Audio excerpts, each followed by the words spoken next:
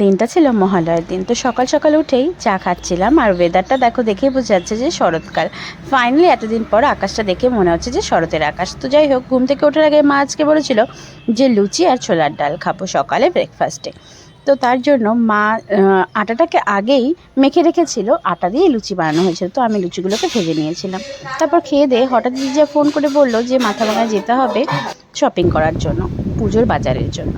তো তাই জন্য চলে গেলাম সোজা মাথাভাঙাতে। যদিও আগে কোনো প্ল্যান ছিল না, যাই হোক পুরো বাজার ঘুরে ঘুরে জামা কাপড় কিনতে হয়েছিল। সবশেষে গিয়েছিলাম এম বাজারে। সেখানে গিয়ে আমি কিছু আউটফিট ট্রাই করেছিলাম, আর দিদি শাড়িটাও এখান থেকে নিয়েছিলাম।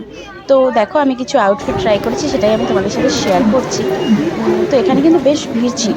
তো এখান থেকেই আমি চুজ করে আমার জন্য একটা থ্রি পার্টের সেট নিয়েছিলাম। তো কেমন লাগলো এই ছোট্ট মিনি ব্লগটা? অবশ্যই যেন ভালো লাগে, লাইক করে দিও। যারা নতুন দেখছো সাবস্ক্রাইব করতে একদম ভুলো না। দেখা হচ্ছে নতুন